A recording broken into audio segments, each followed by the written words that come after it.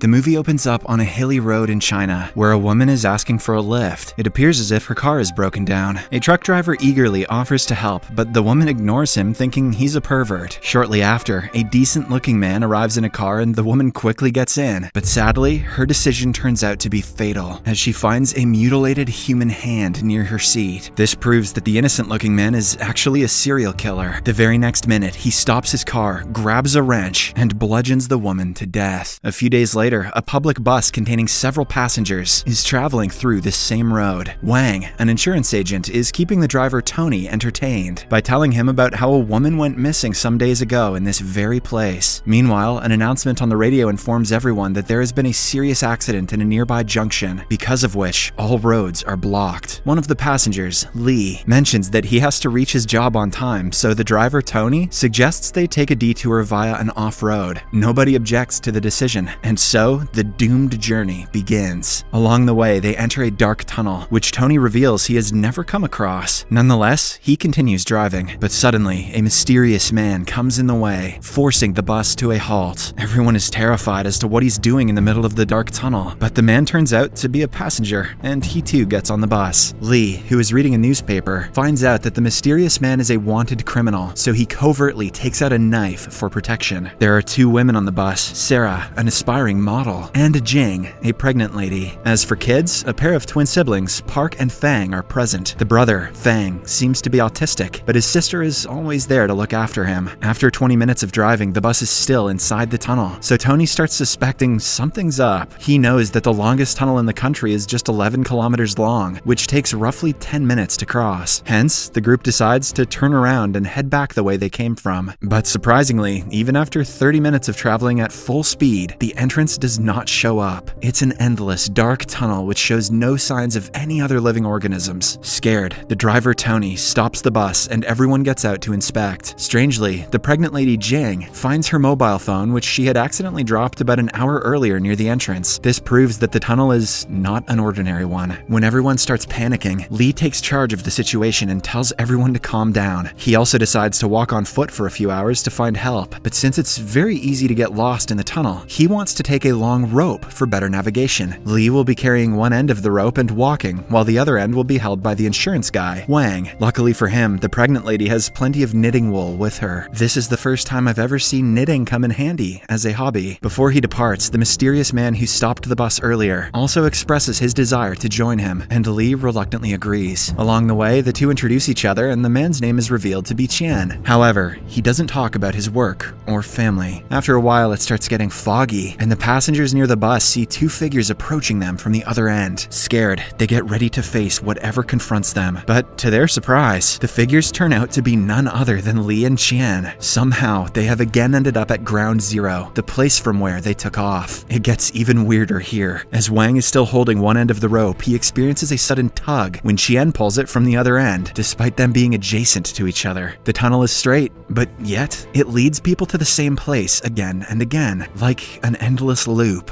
Ha, we said the title. Realizing that they have been trapped, Lee suggests everyone gather their food items and ration them wisely. Then, all the four men head out to inspect the place while the three ladies and the autistic Fang rest inside the bus. It's been only 30 minutes, but when Jing wakes up, she finds out that the entire bus is covered in dust. Taken aback, she wakes everyone up and quickly rushes outside. At the same time, the men also arrive and find the bus in a dilapidated condition. Tony immediately goes to check on the food, but finds that everything has become rotten. This proves that not only is the tunnel endless, but time also moves very differently here. A single hour of the outside world equals a week here. When they return back to the bus, a map of the entire tunnel is waiting for them. It appears as if someone dropped it off and left without a trace. Lee deduces that someone is playing with them and immediately takes up the challenge. He places the map on a table and starts analyzing the place. Just then, the lights unexpectedly go out, and when they come back on, Lee has vanished. Instead, a bloody trail is seen, which the group warily follows. Now, with Lee abducted or possibly killed, the mysterious man Qian takes charge of the group. The bloody trail leads them to a wall which appears to be hollow. On breaking it, they come across a strange room, which has a lot of wanted pictures, a bunch of severed hands, and most importantly, an engineering diagram of the place. It shows that there are 6 separate tunnels in total, with one leading to another. Qian deduces that in order to escape, they have to cross all 6 tunnels. He also assumes that this secret room will have an entrance that will lead to the second tunnel. As the group continues searching the room, they find a weird calendar with all the dates showing July 15th. Qian realizes that it's a clue, and when he rips the calendar off of the wall, a secret wooden door is revealed. After everyone leaves, the television in the room starts showing a woman who has been trapped inside a small cave. Next, the group enters the second tunnel, which strangely also has their bus parked at the exact same spot. They wonder if they have arrived at Ground Zero, but upon checking, realize that the tunnel is the exact same, but in a different time zone. The group quickly heads inside the bus, which is now wrapped with barbed wire, and starts looking for food. They find a carton of instant noodles, but by this time, the driver Tony has become hostile and greedy. He finds a gun in one of the seats and threatens the others to hand over all the food items. Fearing for their lives, the group reluctantly complies. Since time is moving at a rapid rate, all of them feel hungry instantly, and this is slowly turning the group into animals. After a while, the model, Sarah, can't bear the hunger anymore, so she goes to Tony with a deal. In exchange for a packet of instant noodles, she is willing to sell her body. Tony immediately agrees, and the two make passionate love. While they're at it, Wang sneaks inside the bus and grabs a packet for himself. Wang's a genius. However, Tony catches wind of this and starts beating him to a pulp. Wang's not a genius, but before he can finish the insurance guy off, someone stabs him from behind. Soon, the rest of the group arrives at the scene and is shocked to witness the murder. Despite this, Wang is unconcerned, and he starts searching for a packet of food that he dropped earlier. When he crouches beneath the bus, he finds a manhole. The group immediately pushes the bus and enters the manhole, through which they reach another mysterious room. This one also has some strange pictures and mutilated human parts in it. Moreover, the television shows the woman from earlier slowly being drowned inside the cave. Disregarding this, the group searches for an exit route and again finds the same calendar there. On removing it, another secret door is revealed. Soon, everyone goes through and they eventually reach the third tunnel. But to their surprise, this tunnel is wet and darker than before. The bus is also present there, but it has been overrun by rodents and snakes. Desperate for food, Wang eats some rotten noodles, which he regrets instantly. Seeing him in this condition, Jing pities him and hands him a biscuit, but Wang becomes increasingly aggressive and demands the entire packet. When she refuses, he surprisingly brings out a gun and steals everyone's food at gunpoint. But even after this, his reign of terror continues. He deduces that they found a secret passage every time one of them dies. For instance, they found the wall when Lee was abducted and the manhole when Tony was stabbed. Hence, he threatens to shoot one of the remaining survivors to ensure that he escapes the place. Qian tries to calm him down, but Wang does not listen. Instead, he forces the innocent Jing to shoot Qian in the shoulder. After this, the maniac takes the twins to the nearby room and starts beating them up. When Fang tries to save her brother, Wang brutally eliminates her by firing at her multiple times. The poor autistic boy Park can just sob as his sister slowly breathes her last. The out-of-control Wang then attempts to strangle Sarah, but before he can do so, someone impales him from behind. Now, with an additional 2 people dead, the group find a secret passage through which they reach the 4th tunnel, which is a psychedelic tunnel. Just then, Jing goes into labor and rests on the side with Park, while an injured Qian and Sarah head to investigate the bus. The psychedelic nature of the place makes Sarah hallucinate, and she starts seeing people. Scared, she comes out of the bus and heads in the opposite direction, where several dead bodies are lying around. There, she notices a mirror, and as she stares into it, someone approaches her from behind and finishes her off. Meanwhile, Qian returns to Jing, who has given birth to a baby boy. The remaining 3 then proceed forward, but along the way, it is revealed that the little boy has passed away. Qian tries to convince Jing to keep going, but just then, she takes out a knife and stabs him to death. Surprisingly, after a while, he wakes up in a secret compound. It appears as if he has woken up from some sort of experiment. Then, we are taken to a top-secret military meeting. This is where everything finally unfolds. An army general reveals that the serial killer from the start of the movie, James, has been caught. The problem is that he was apprehended from a car wreck in a totally vegetative state, and now he has fallen into a coma. James had kidnapped and murdered several women, but one particular, named Ciara, is rumored to still be alive. The problem is that no one knows where she is locked up except for the serial killer himself, and since he's in a coma, it's impossible to interrogate him. Hence, the military has decided to collaborate with the best brain research institute in the country. Their plan is to conduct a memory transfusion with James in order to tap into his subconscious and eventually figure out about the victim's whereabouts. Yesterday, a remarkable psychotherapist of the institute finally broke into James's consciousness and found certain clues. The psychotherapist is revealed to be none other than Qian. One of the army generals then asserts that they need to have faith in Qian because he, above all others, is more concerned about the victim's safety. It turns out that the victim, Ciara, is none other than Qian's wife. This is where all the events begin to make sense, as everything that we saw earlier transpired inside James's subconsciousness. However, Qian's job is far from over. In yesterday's experiment, he managed to find a preliminary clue from a calendar on the wall that his wife is imprisoned near Xiang River. But the situation is critical because of the heavy downpour. In the next 36 hours, all caves on either banks of the river will be completely flooded by the rising river, hence putting Ciara's life at risk. As a result, Qian needs to tap into James's subconscious once again tomorrow so that he can find more clues about Ciara's exact location. That night, as Qian is sitting by himself, the army general approaches him to ask about the progress. Qian then starts sharing his experience inside James's consciousness and remembers that the date, July 15th, 1996, often appeared on calendars. The chief explains that it's the date where the serial killer's parents both died. During that fateful day, his father found out that his mother had an affair with a driver. This resulted in a big argument between the two, which ended with his mother stabbing his father before committing the unthinkable himself. Qian is taken aback by the revelation, but he continues sharing his experience. He says that in James's inner world, he was able to see both his dark side and his good side, but in the end, the good side failed. The serial killer himself was actually a tunnel engineer. Hence, when he went into coma, he began to establish a tunnel in his brain as the symbolic carrier of his chaotic consciousness. The tunnel in his consciousness is just a dead loop which leads to nowhere. When Qian entered James's brain, his initial target was to lead him out of this endless loop so that James could wake up from his coma. However, he didn't expect there to be so many split personalities. Thus, Qian had to communicate with all of them so that he could find clues about his wife's imprisonment. His new mission was to find the real criminal among these personalities and interrogate him or her for the answer. As he bonded with these personalities, he found out more about them. The best one was Lee, who resembles James's healthy and rational side. There was hope that this good personality could outweigh the others and get James out of this loop. Unfortunately, he suddenly disappeared after the lights went out in the tunnel. The disappearance of this personality resulted in the chaos of the situation. The second personality was the driver Tony, who eventually became violent. This resembles James's violent personality. The third and fourth personalities were Wang and Sarah, who resemble James's inner projection of his own mother and father. His father was an insurance salesman, while his mom was a model. The sad thing is that when the father was abusive to James, his mother didn't care much about him, and instead ended up having an affair with their driver. This was represented when Sarah made out with the driver Tony just for food. The fifth was the pregnant lady Jing, resembling his ideal image of a mother. Although it is a good personality, it didn't quite suppress his dark side, so it also met its doom. The sixth and seventh personalities were the twins, who resemble his childhood personality, autistic, weird, feminish, but very talented in math and space physics. But there is one more personality that was not on the bus. It is the fiercest personality, and always hidden in the dark. This is the personality that secretly killed Lee, the driver Tony, and Wang. But to find out more, Qian needs another experiment. The next day comes, and Qian undergoes the second phase of the memory transfusion. This time, he directly confronts James and demands his wife's whereabouts. However, the cold-blooded killer doesn't want to give up the information so quickly. Instead, he starts talking about how he hates his mother for killing his dad. This insecurity towards women is why he abducts them and finishes them off. Saying this much, he takes Qian to different parts of his subconscious, where various events of his life are being played out. However, focusing on his mission, Qian disregards all of them and confronts the autistic personality Park, the weakest of James's personalities. He tries manipulating the boy to give up the coordinates to his wife's location, but his twin sister Fang stops him. Following this, Qian is transported to a cinema hall where he encounters the real evil behind all the murders inside the tunnel. It is revealed to be none other than Qian himself. It turns out that James's subconscious is so messed up and evil that the one who looks into it also starts thinking like a serial killer. The evil Qian reveals that he didn't want Ciara to be saved, so he killed the people inside the tunnel one by one, including the newborn baby. Suddenly, the scared autistic boy Park appears on stage, and so does Qian's wife. Park slowly approaches Ciara to kill her, but at the last moment, he backs out. Taking this as the perfect opportunity, the real Qian approaches the scared boy and requests him to wake up and tell the authorities about his wife's location. Surprisingly, Park agrees and walks away. Then, the evil Qian takes him to a different setting where the two get ready for one final showdown. Soon, the two start fighting with one another, but when the real Qian feels like he's victorious, another clone of evil Qian shows up, implying that he's indestructible. Elsewhere, the rain has started pouring in, and Ciara is almost neck deep in the water. It is only a matter of minutes before she drowns to death. Back inside James's subconsciousness, the real Qian pleads to let him back into his world, but his evil doppelganger refuses to listen. Just then, the real Qian comes up with a plan. He realizes that if he he commits the unthinkable. The evil Chien will also die, and with this, all of the evil inside James will go away. And as soon as he goes through with his plan, the evil Chien fades away, and at the hospital, James wakes up. Being a totally changed man, he immediately tells the authorities about Ciara's location. In this way, Ciara is saved in the nick of time, but Chien doesn't wake up. The movie ends as he wanders around the endless tunnel, indicating that he will never return home.